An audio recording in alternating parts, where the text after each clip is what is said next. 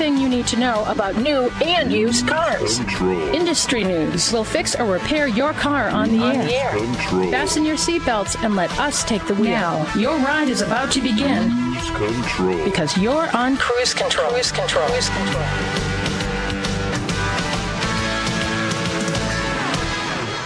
And welcome to Cruise Control, your on-air automotive magazine. I'm Fred Staab. He is Les Jackson. Les, how you doing? Oh, just fine, Fred. How about you? All right, I'm good. I'm inhaling as much pollen as I can right now because... Oh, me too. I brought some in from outside so I could sniff it all day. Yeah, it's wonderful. Don't forget, everyone, change your cabin filter if you haven't already done so. I just did that this week. Yeah. What a mess. What a mess. Mine was really, really, really bad. Mine was, It's a good upgrade to to your vehicle.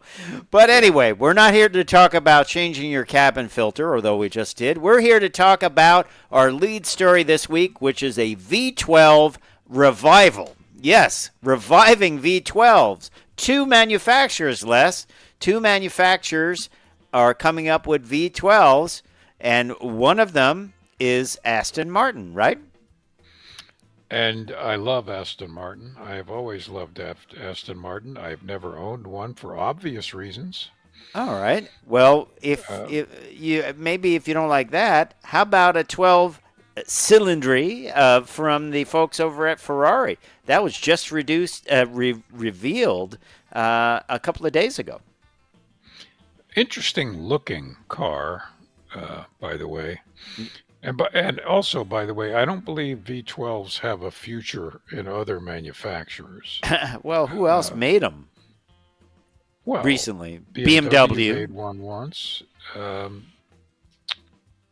let's think. I think there were actually a bunch. Well, Lamborghini, obviously. Yeah. But Ferrari, they said it's the 12-cylinder for a few. There you go. Of course, their cylinders are tiny. There you go. But a cool-looking vehicle. Interesting story in the fact that you were seeing all these changeovers to hybrids and electric vehicles. But we're also going to do a story about automatic braking, right? Absolutely. It's about to become a requirement, as it should. Yeah, and they're going to also make sure it works, which has been a problem for certain manufacturers to come up with. And we're also going to talk about Toyota Crown, which replaced the Avalon, and it is getting some updates in its second year of production. We'll tell you what's going on for 2025, right? Absolutely. The Avalon was really a fine car. And the Crown is carrying on that tradition. And then we're going to look at the AMG Mercedes CLE Coupe, which is really sleek. Yes, it is. It is super sleek, and we will talk about that and more when we come back on Cruise Control, your on-air automotive magazine. Stay tuned. We will be right back.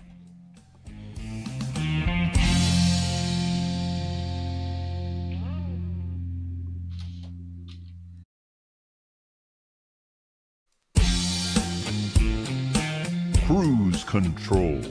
Welcome back to Cruise Control. It is new mandate time. This is a good one. Okay. At least I think it's a good one. I know, Fred, you do too. And that's automatic braking. Oh yeah, absolutely. I mean, we've seen it come on a lot of different vehicles. There are a lot of tests lately that said some of the systems don't work, but that's all about to change, Les, isn't it? Yeah, well, of course they don't work. Well, no, I mean, they didn't say they were tested. No. The various systems were tested, and the one that worked the best was Toyota Corolla, believe it or not. Now, I'm not saying like people said that doesn't work. I'm just saying some of them need improvement, which they will get now, won't they? It will be just like anti-lock brakes were and airbags. They'll get improved, and they'll get improved quickly. And the reason for that is they're going to be required on all vehicles by, what is it, 20 the end, I guess, by the end of the decade, basically, right? Yeah. Sure. Frankly, I think it should be sooner. Mm-hmm. But 90% of the vehicles have it already. So, which is great, but it usually is an option. That's the thing. Yeah. Now, and go ahead. I have lots to say about this, but as I was saying earlier, this is automated driving. It's not full self-driving. It's not autopilot. This is the level of autonomy that you will see. This and lane keeping. I think for a while. Wouldn't you agree? Absolutely. And I was having a discussion about this week with several guys at lunch, and because I have very close friends at NHTSA, I knew this was coming down. And one guy started off the conversation by saying, "Well, why should I have to have something that's automatic in my car when I can hit the brakes just fine?" I'll just not use my seatbelt and hold on tight. That's right. And I said, well, actually, you can't hit your brakes just fine. You when you hit them, yeah, the car will stop. But the reason you have to have them is because humans make mistakes. Mm-hmm. And these systems are always awake. They're always alert. And, you as a human only have a reaction time of a half a second before your brain tells your feet to hit the brake. The system, its sensors are updating at 300 times a second. Mm-hmm. So why shouldn't you have something that is so far faster and ahead of you hit the brakes when it senses something is going to be hit by you? And he said, "Oh, well, I didn't think about that." And yes, people are saying, well, it's going to add money to the cost of the vehicle. About $82. I'd buy that for $82. Not expensive. Not expensive at all. Yeah. The standards are going to require vehicles to stop and avoid hitting a vehicle in front of them at speeds up to 62 miles per hour. And they also must apply brakes automatically at up to 90 miles an hour if a collision with a vehicle ahead is imminent. Now, that won't stop you. But if you can reduce the speed of the collision even by 20 miles an hour, that's amazing, right? That's phenomenal. And it'll reduce it probably by more than that. So, yeah, I mean, this is there to not only save your life, but the life of whatever you're going to hit. Right. And they work great. I've tested them many times. Yes. Here on demonstrations. I'm sure you have. Yes. The early ones I would brake before it would activate because I didn't want to hit anything and be the guy hey, you're the guy before lunch that's right. Smashed but now the car. when we test them, we find that our passengers are always saying, when the brake going to come on? Because the car tends to brake late. Right. And it scares people sometimes. Yeah. But it knows how much distance it needs. I think it's a great rule. And I do too.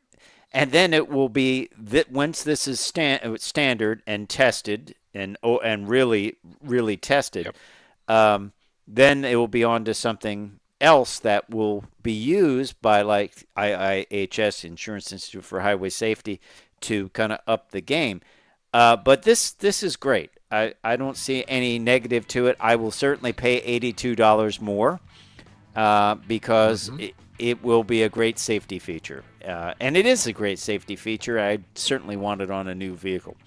Anyway, we have plenty more to go, including V12s. You'll need some automatic braking with those because you'll be able to get up pretty high speeds. We'll talk about that when we come back on Cruise Control, your on-air automotive magazine.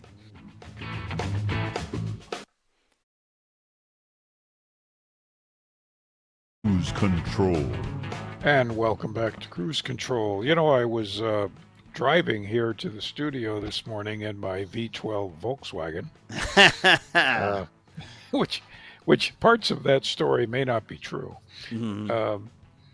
Because, of course, what I'd really love would be a V12 Aston Martin or a V12 Ferrari. And frankly, we thought those days were about over, but turns out they're not.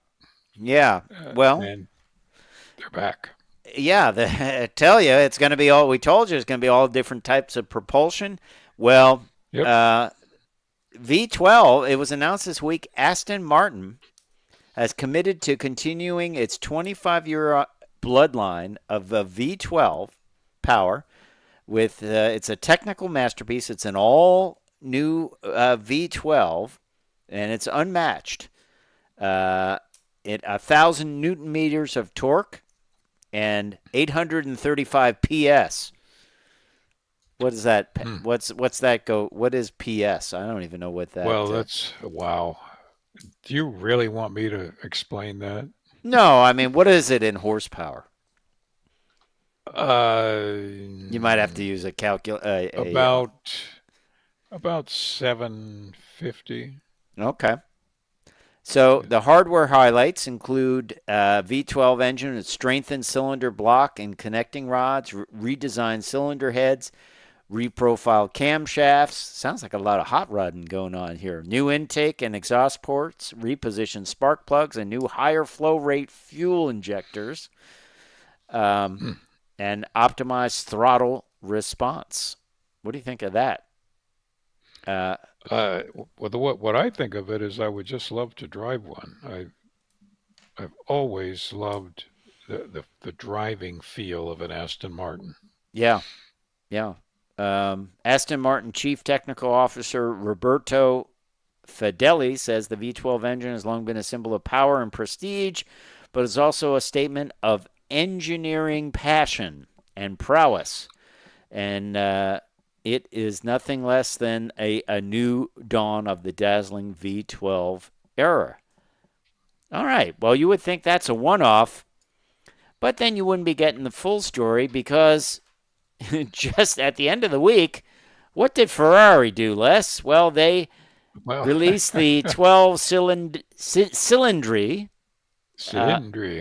for a few, as they say, for a few dollars. This is an all-motor, as they would say in the drag racing world, meaning no forced induction V12. This one's got 820 horsepower, and it is built in this beautiful car, put into this beautiful car, which is, they call it a setback mid-engine. The engine itself is behind the front axle. I think this might even be $50,000 if you go to buy one. What do you think? I think you might have to open a different account. Beautiful car, isn't it? It is. I love the interior. That's really quite impressive. And it again. The fact is, the Ferraris, which are, just the peak of performance, and I guess that's just not just performance, but just overall highest level of autodom. But they're designed to be extreme performance. They're not designed necessarily to be great comfort and all of that. And none of these V12s are economical to drive. No, I don't think if you're looking for that. They're very thirsty. Yeah. The red line is 9,500 RPM. They even, that is just amazing in a street car, isn't it? It's like a motorcycle. It's like a motorcycle. It'd be just, that's frankly, when you hit 9,500 or even 8,000, the sound of the engines just almost makes you a little worried that it's going to stay together. Right. You start But hoping that your it your will. lower extremities don't get blown off when parts and pieces Yeah, come through the firewall, right? that's right. They won't. They hold together. Wow. Uh, incredible. Incredible. That is a supercar. Um, Let me ask you, Les, if you somehow encountered enough money to buy one of these cars, would you buy something like a Ferrari from a known name, or would you go with one of the newer hypercar manufacturers like Rimac, and get something Interesting. super hyper?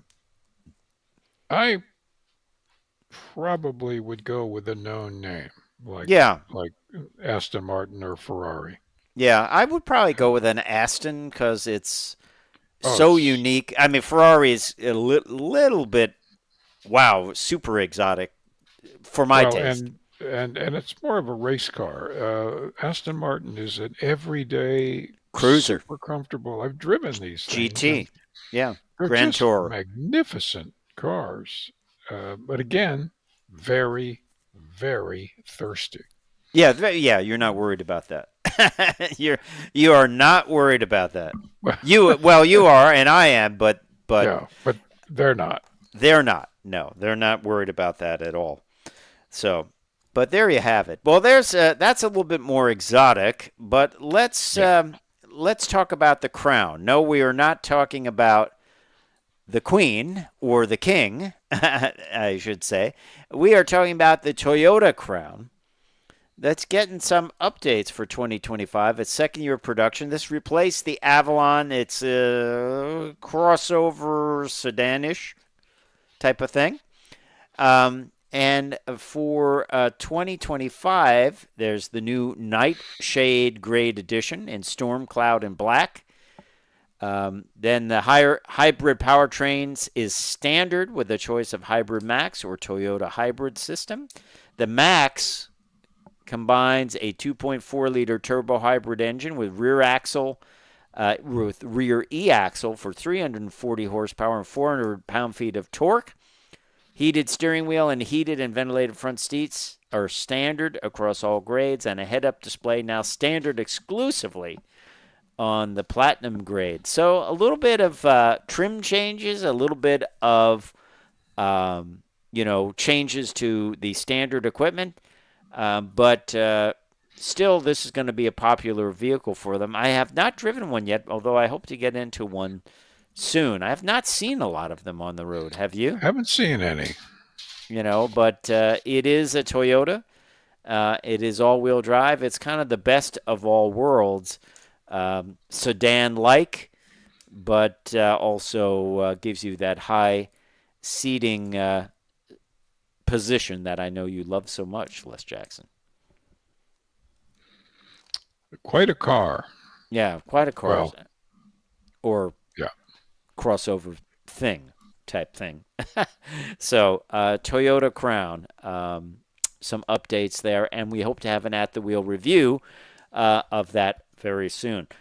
We should also say I've got an at-the-wheel review coming up at the end of the show on the Hyundai Ioniq 6, which, if you are looking at a Tesla, I would say I would look at the Ioniq 6 and check that out and get a comparison drive. I think you would be pretty happy with it, and the cost for it, and also how it drives. So that's coming up. That's a little bit of a tease coming up. Let's also look over at Mercedes, because they have a new vehicle. They have the AMG CLE Coupe, and this is a true coupe in all the sense of the word, because it has two doors. And we will tell you a little bit about some of the tech and some of the design cues on this vehicle when we come back on Cruise Control, your on-air automotive magazine. Stay tuned. Plenty more to go. We will be right back.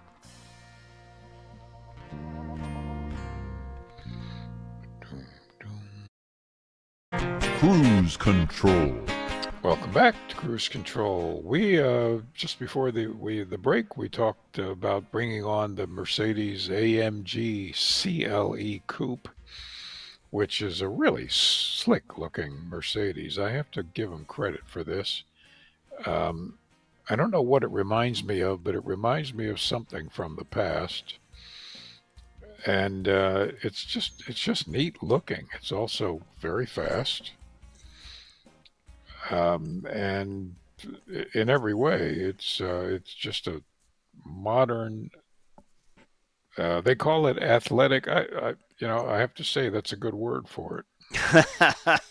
Yeah, it is. When they say that, when they say something's athletic, a vehicle, I say it looks like it's moving when sitting still. And I always say that Yeah. there's a couple of things in this world that look like they have movement in them, but they might be sitting still. And a car can do that, and a guitar can do that. It has to do with chrome and That's color right. and shapes, and Yeah. it just has attitude, even though it's an inanimate object, like a newel post on a stair probably doesn't have that, but Doesn't have that quality. no, it's supportive. I would say that would be supportive, not athletic. Solid, not athletic. But let's talk a little bit about the new Mercedes AMG CLE Coupe. It is a mild hybrid with a inline six-cylinder engine with both an exhaust gas turbocharger and electric auxiliary compressor. And I don't think it has the compressor badging on it. I always like that, meaning blower. Yeah. But or supercharged. They spell compressor with a K. I always thought that was kind of cool. But standard AMG Performance 4MATIC Plus fully variable all-wheel drive and active rear steering. Mercedes has pushed active rear steering, whether it's standard or even a subscription-based option. On this vehicle, it is standard. Yes, as you said, athletic styling and distinctive AMG design elements. It's going to be at the dealerships in the summer of 2024. That is this year, which is great. It's here. But super athletic, super cool black wheels. Really, they've done a great job with the stance of this vehicle, and those wheels fill the wheel wells just perfectly. It is really cool. Long hood in the front end and a short tail, one of my favorite designs. Shark nose, they call it a shark nose up front. 12.3-inch digital driver display and an 11.9-inch driver-oriented central display. I like that better than the whole dashboard being a screen. That's just me. I think that's a little too over the top. This seems more pure to me, to be a pure AMG vehicle.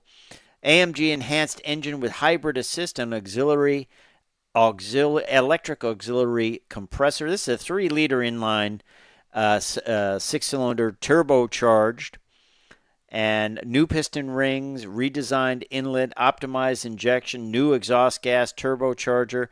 Not a lot of boost, really. Well, I guess it is. It's a 5.8 PSI increase to 22 PSI. I guess that is a significant amount of boost for the street. It is, yeah.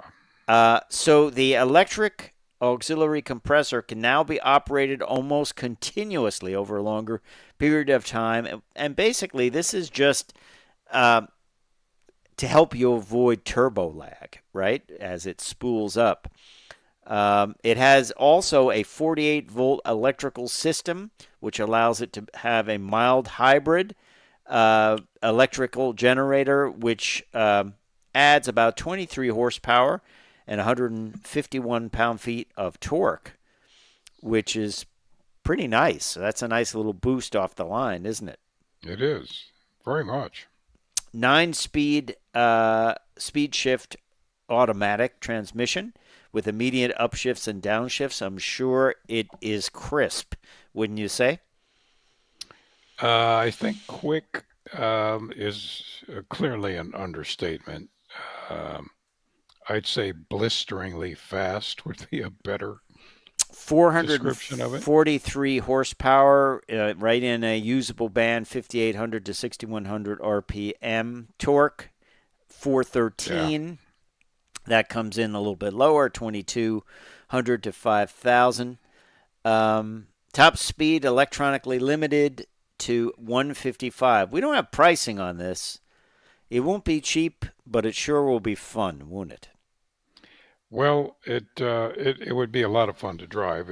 Obviously, this is a screamer of a car, and 155 limited top speed may also be the limited top price for all we know. A lot of technology. A lot.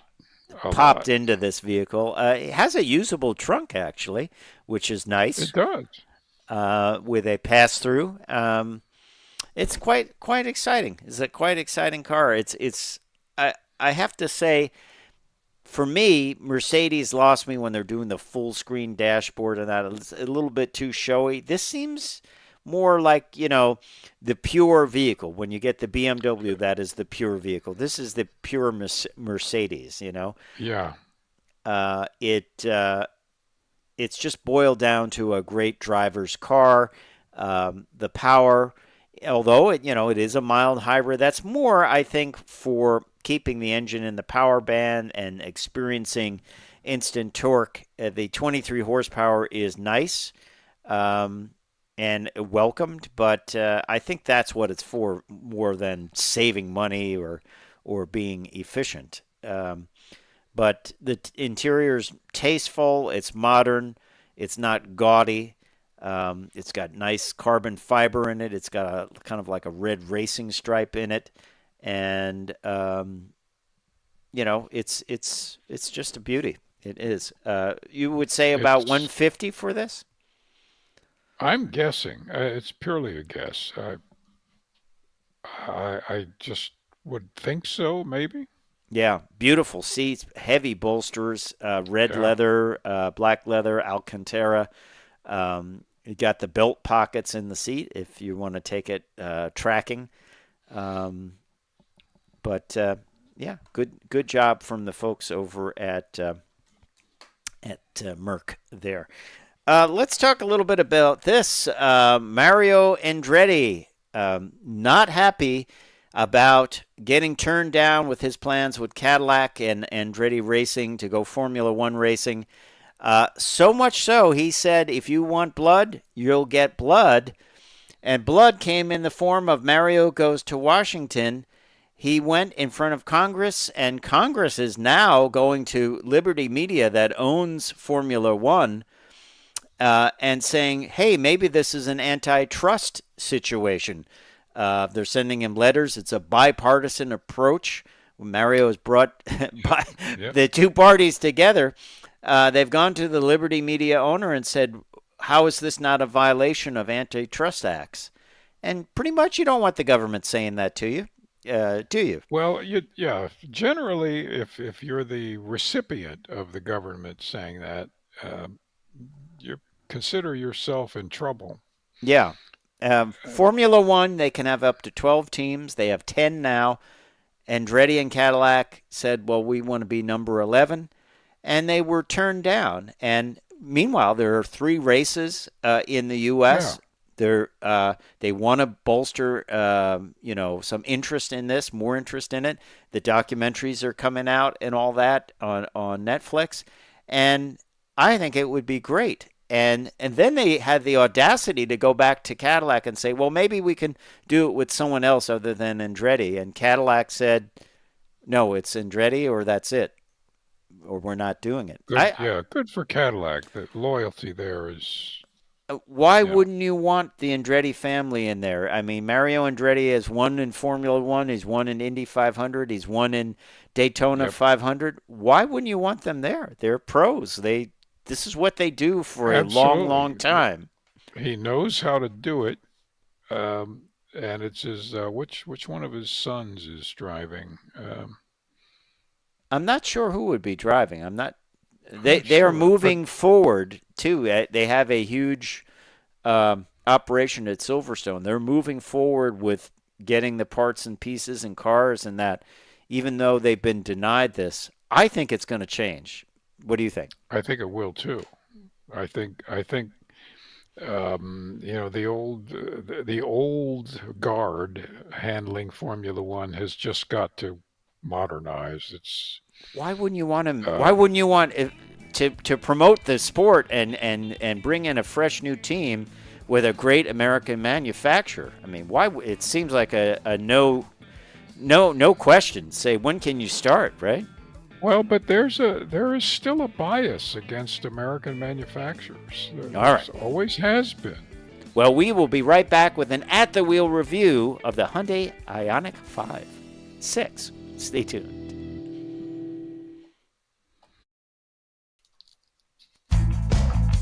Cruise Control. And welcome back to Cruise Control, your on-air automotive magazine. Fred Staab and Les Jackson, and we have yet another at-the-wheel review. And this one I really enjoyed. This is the Ioniq 6 by Hyundai, an electric vehicle, super aerodynamic vehicle. It's got that design. You've seen this in a number of vehicles where it looks like the car was melted, and it kind of like the whole car is arched. Super aerodynamic. I don't know what the coefficient of drag is on it, but it's certainly low. And this was, I think, a very interesting one to put in the test fleet and for us to do an at-the-wheel review of. It is the Ioniq 6 SE long-range rear-wheel drive with 18-inch wheels. That's actually the name of the vehicle. Long range in this case means 361, I believe, miles of range. Okay, that's a lot. Which is a lot. I have to say it's one of the first cars electric vehicles that I tested that I didn't really worry about range at all. It is very, very big inside. I found it to be very, very roomy.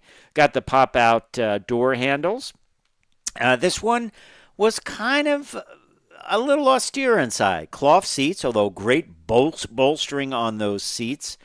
It had Apple CarPlay, Android Auto, wireless. A lot of texturing going on in the door panels. There are some bits of hard plastic, but some soft plastic as well.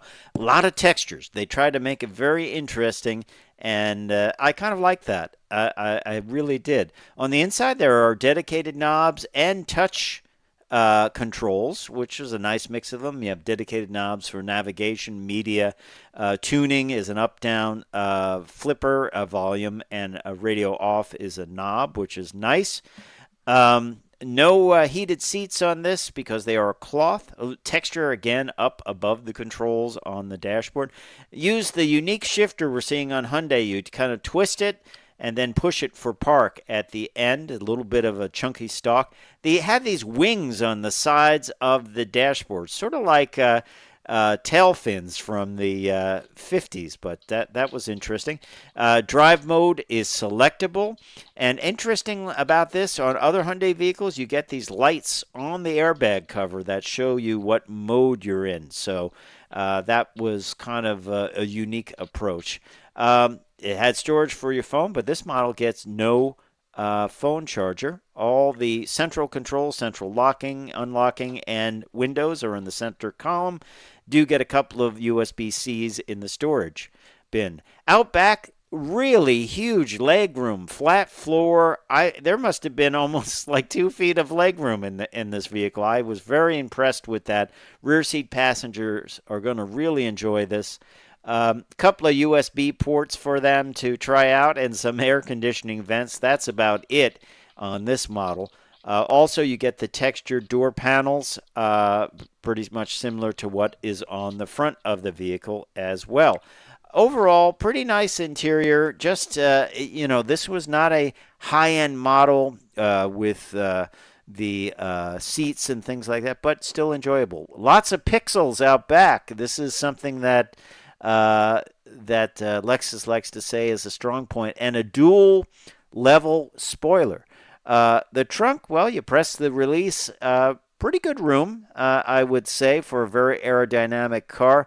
There is good room, no real power port or anything like that. You do get remote releases for the rear seats. And then there's an emergency charging port release should you need that, which is good because if you can't get that flap open and the battery's dead, you'll have a problem. Underneath the storage floor, got storage for the charger, and you do get an inflator kit. So under the hood is a very small frunk, open frunk. I don't know what you would really store in there, but it's there, and that covers the electric motor. And I have to say, I was thinking about this for it goes for $43,775. You compare this to a Model 3 or something like that. To me, this seems like the better value. And a neighbor of mine was considering buying one. We were sitting in it, and he said, well, what does it cost if you want the top-of-the-line one with all this stuff in it? And that's just $50,000. So not a huge upgrade for that to get more features in the vehicle. The top-of-the-line does not get leather. It gets the vegan leather. But the next step up from this model gets things like the wireless phone charger and things like that. You get a great warranty on this, 5 years, 60,000-mile new vehicle warranty, 10-year, 100,000-mile powertrain warranty, 10-year, 100,000-mile electric vehicle system warranty, 7-year unlimited anti-perforation warranty. So a great warranty that you get on all Hyundais and Kias, which is really nice. Overall, I like the look of the vehicle. I thought it was futuristic. I thought it was well put together. Less the doors worked, and no parts fell off during my time, Really? unlike some other manufacturers. And the interior components don't shred? Nothing shreds. The steering wheel stayed on the stock, and I was happy about it completely. And, I have to say hats off to Hyundai for putting this out for testing without being just a high-end model, because at $43,775 on the sticker, this is, if someone really wants to get into an electric car and they don't want to spend $50,000, this is enough equipment to get it done. And once again, the step up where you get a few more features like interior lighting and the wireless phone charger, which would be a nice add, is only a few thousand more. So that's just something to think about. And that range, 361 on the range. You can get all-wheel drive. That takes it down to around 300 and change. But I think this is an incredible value. It says you save $7,000 in fuel costs over 5 years, which is a pretty big number. And hey, if you want to jump into the electric world, I would recommend this over a Model 3. I really would. I think it's a great vehicle. It's assembled in Korea. It's funny. It says the engine is made in Korea, although it doesn't have an engine, and the transmission is made in Korea. Found it great on the highway, quiet, smooth, great acceleration. I would say you might want to go for a model that has a few additional features on it, but complete carryover, by the way, for this year. Nothing real new in the Ioniq 6, but it is a streamliner. It is a modern-day streamliner for sure, and I just think it's it's certainly a vehicle that you should think about. Rear-wheel drive is 225 horsepower, which was plenty to move this along, and 320 for the all-wheel drive, should you get that, but that will reduce your range. Battery pack is a 77.4 kilowatt-hour pack, and that's what gives you the 361 miles of range. Now, when you go up in the spec to the next spec, you will lose some range as well. This is the long-range model, and it may be worth it to you. You might be able to pick up an aftermarket phone charger if that's important to you. I think I've always said this. I think that, by the way, I did find coefficient of drag 0.22. 0.22. Wow. Which okay. is That's which low. that is low. I have to say hats off to Hyundai. Pretty good looking vehicle. Reminds me a little bit of a Porsche in the back with those dual wings and a little bit of Mercedes too. But that's okay. Hey, we appreciate you listening to Cruise Control, your on-air automotive magazine. Time for me to say I'm Fred Staab. I'm Les Jackson. We are going to see you down the road. Bye.